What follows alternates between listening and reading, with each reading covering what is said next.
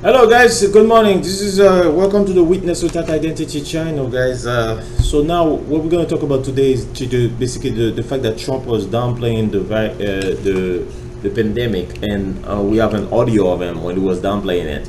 Guys, look it up. We are dealing with the pandemic now. Many people are dying. The reason why you're quarantined is part of it.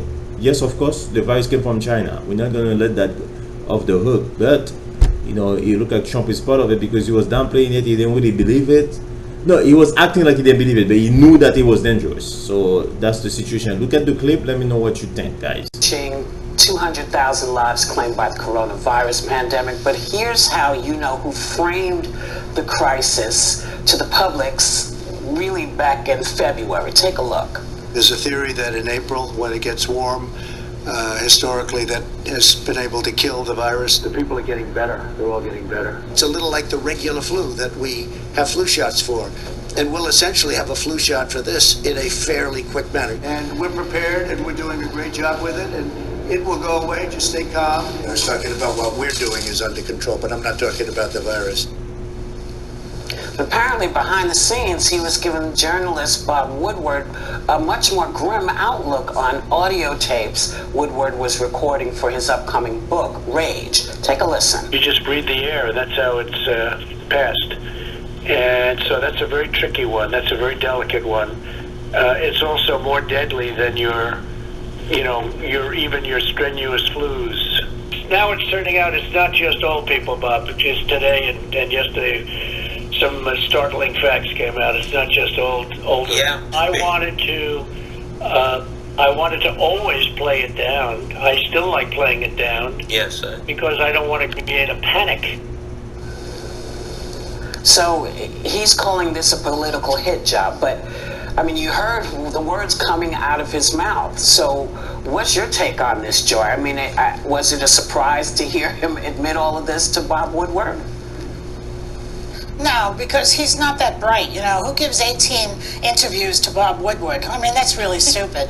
But, this morning I was watching the news and a lot of people are talking about what he said and everything, but I'd like to talk about something because as criminally negligent as Trump is, I'd like to indict the enablers for a moment, if I may.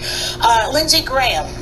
Mitch McConnell, Kevin McCarthy, Senator Kennedy from Louisiana, Senator Creamer of North Dakota. The silence from the Republican leadership on Bountygate was deafening and on calling dead soldiers losers. But this is what I would call negligent genocide. Trump knew the virus was deadly. He held rallies. He encouraged people to go out and not wear masks, socialize, go out and enjoy yourselves. It's going to be gone in a minute. And what do the enablers say? I haven't read the book. This is a gotcha book, or they say nothing. I would like to call on Mitt Romney today to open up his mouth because he's the only one we can rely on to even say this much. Okay? Find your testicularity, Senator Romney, and speak out today. Thank you very much. Yeah. I mean, I think it's terrifying. Anybody else?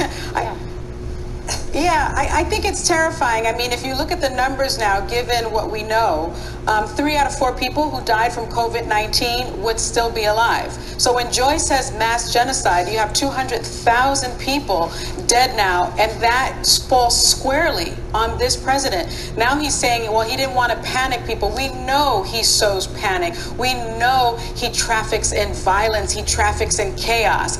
And what would have been so... why would he think that having a national mask mandate, why would he think that mobilizing the Defense Production Act, why would he think that getting PPE to first responders would, unleash mass panic? That is just the sign of true leadership. So this falls squarely on his shoulders, and I think anyone who had a family member, a loved one, a friend who died from COVID-19 and still supports Trump, I don't understand that, and I wonder, what would it take for a Trump supporter now at this point to change their support of him? I mean, we now know about Bolton. We now know about Mattis. We now know about the Cohen story. We now know what Mary Trump says about him. Now we have what Woodward said. I wonder, Megan, can you answer that question? Like, with you, what would make a Trump supporter at this point change their minds, knowing everything? This won't do it. I mean, and again, I know there's a lot of horror on this, and I actually have two buckets I want to hit, if that's okay. The first part about this is when you're talking about enablers, there's a lot of misinformation going around about the virus from the very beginning. And when Dr. Fauci actually yesterday said he, quote, didn't get any sense Trump was distorting anything about the coronavirus. As a conservative, I am always questioning big government. I'm always questioning our leaders. I think for the most part, everyone who works in DC is an idiot. And I remember being told that masks are fine, I can travel safely, and the coronavirus was no worse than the flu for a long period of time. So there was a lot of misinformation. I will say that I heard that, Joy. Just let me finish, and then you can talk. I will say, right now, a new CBS poll came out saying that 60% of the American public distrust President Trump on the coronavirus, but 65% distrust the media. And I think if we go back in time, there was a period of time when Nancy Pelosi was going to Chinatown saying, come around here, that it's racist to close the borders, that it's racist to put a cap on China. And I think it's bad all the way around. But going to the initial point of this Bob Woodward interview, I cannot tell you the levels of insanity and stupidity you have to be in politics to give 18 hours to any journalist on the record, period. If Bob Woodward said, hey, Megan, what did you have for breakfast? I'd say, off the record, Bob, no comment. And then I would call my war room and I would call my spin room and I'd say, what does he want? What's going on? And what kind of angle does he have? Because as Republicans, this is almost famous all the time. They're the enemy and they are here to make you look bad. So the idea that you're going to let literally a shark come in the White House, what do you think is going to happen? For a Republican, the media is. I would never let my principal ever, under any circumstances, do an on-the-record interview with someone like Bob Woodward for a book.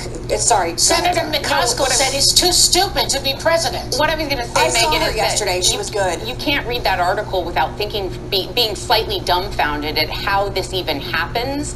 But I do think that President Trump's lack of leadership absolutely increased the death toll, the suffering, and also for people that support him, like the economy took a huge hit, and it was dragged out. This whole shutdown is a result of information we not only didn't have because it wasn't shared, but intentionally twisted at times to make you think the opposite was true. And I think from wavering on the testing, as Sonny said, to repeatedly minimizing the mask, even to this day, he minimizes the use of the mask. And that month alone that he said he knew it was airborne, he had 5 large indoor rallies with his supporters. Okay, guys, so as you have seen, Trump said that he downplayed it, and that's what he did specifically. So that should scare us about Trump, because this is who the guy is, and this is how he plays the game, you know, like so he's telling us, he's basically saying to us that he played with our life, you know, that he downplayed it because he didn't want us to panic.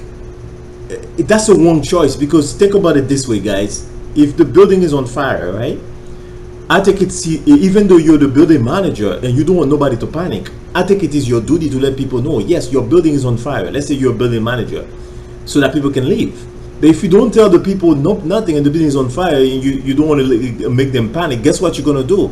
You're gonna have something worse now. You're gonna make them die. They're gonna die of fire. So that was a wrong choice. That was not a very wise choice for Trump not to be upfront and say, you need to wear a mask. You need to be very careful. This is a very infectious virus.